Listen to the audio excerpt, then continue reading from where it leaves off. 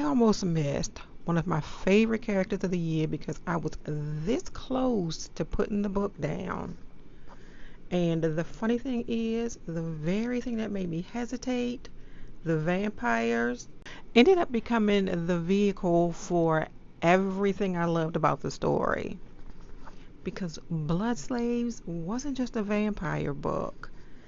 It was a book about freedom, identity, power, and what happens when the people society has treated like prey finally become the most powerful people in the room. Slow, turn the page, find your peace in this space, honey and prose. Welcome home. Hey Book New Crew, welcome back to Honey and Prose, where we talk about stories, softness, and the emotional experience of reading.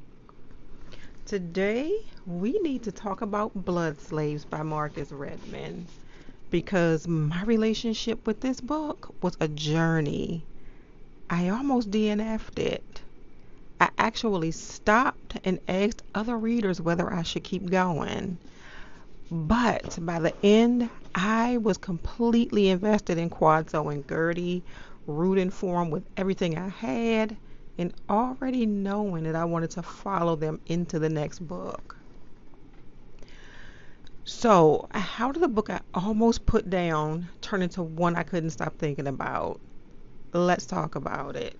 And there will be some light spoilers about the characters and the direction of the story, but I am not going to spoil the ending. Blood Slaves takes place in the province of Carolina in 1710. When we first meet the main character, he is known as Willie. He, the woman he loves, Gertie, and their unborn child are enslaved on the Barrow plantation under the control of a brutal man named James, or Big Jim Barrow. Escaping the plantation seems like it's impossible until Willie meets Rafazi. Rafazi is the last surviving member of the Ramanga, an ancient African vampire tribe. He offers Willie a path toward freedom, transformation, power, and the ability to fight back against the people who enslaved him. Now, that power comes with consequences, and Gertie is not convinced that exchanging one form of bondage for another one is truly freedom. That's the basic setup of it.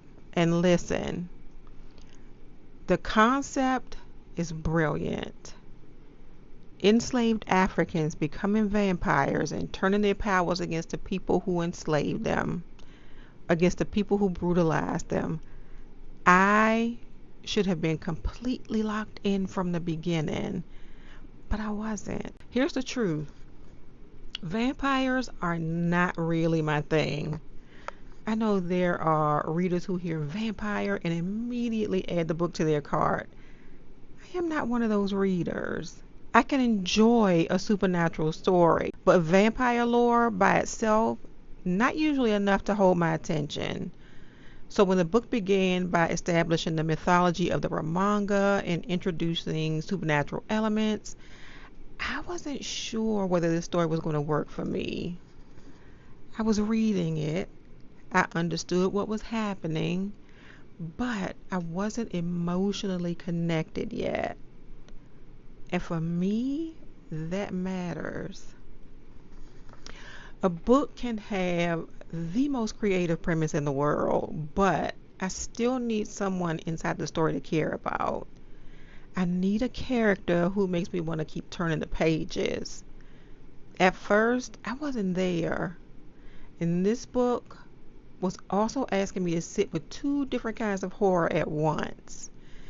There was a supernatural horror about the vampires, but then there was a very real horror of slavery, the violence, the cruelty, the complete lack of control these people had over their own bodies and futures.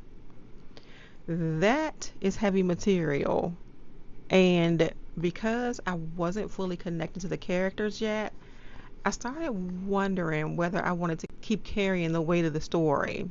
That was when I asked other readers, should I keep going? Like, I'm fighting for my life. Because I could feel that the book was trying to do something interesting, but I wasn't sure whether I was the right reader for it. And I want to be clear about this. I wasn't thinking about DNF in the book because it was badly written. I thought about DNFing it because I wasn't sure that the vampire element was for me. There's a difference. What finally pulled me in was the historical context. At some point, I stopped thinking about Blood Slaves as a vampire story set during slavery. I started seeing it as a story about enslaved people being given access to power in a world where every ordinary path to freedom had been taken away from them. And that changed everything because then the question wasn't simply, Willie, are you really going to become a vampire? The question became, what are you willing to become when being human has not protected you? What does morality look like when the people demanding that you remain peaceful are the same people benefiting from your captivity? And when all of your choices carry some kind of danger, what does freedom actually cost? That was when the supernatural part began working for me. The vampires were no longer separate from the historical story. They became part of the conversation about resistance. And then there was Kwadzo.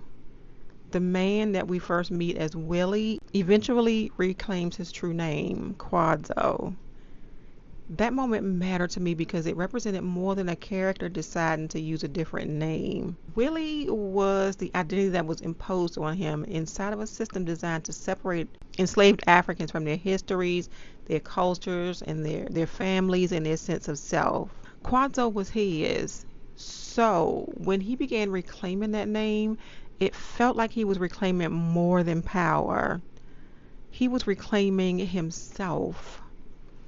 And that was the point where I really connected with him. Kwadzo wasn't simply trying to save himself. He wanted Gertie to be free. He wanted their child to be born into something different. He wanted freedom for the other enslaved people on that plantation. And once he began gaining the power, he also had to carry the responsibility of deciding how that power should be used. That is what made him interesting to me. He wasn't suddenly transformed into someone who had every answer. The power didn't make his choices simple. It made the consequences larger. He had to decide who he trusted, how far to go, what he was willing to sacrifice, and whether becoming powerful enough to destroy his oppressors might also turn him into someone Gertie could no longer recognize. By the time I realized how invested I was no longer asking whether I should finish the book. I needed to know what happened to Kwadzo. I needed him to make it. I also became deeply invested in Gertie. Now, Gertie and I did not agree on everything. There were moments that she had me talking to the book because I needed her to understand that the people around her were not dealing with an ordinary situation, but her resistance to the Ramanga power made sense. Kwadzo saw vampirism as a weapon.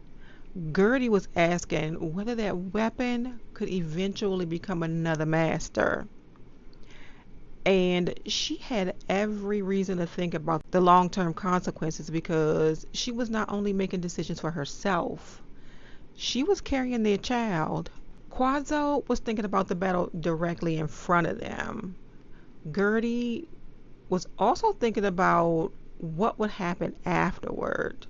If they gained freedom but lost some of their humanity, what had they really won? Would they still be themselves? Would their hunger control them? Would Rafazi become another person with power over their lives? Those questions gave the story depth. Without Gertie, the vampire power might have felt like a simple solution. Become stronger, fight back, take your freedom.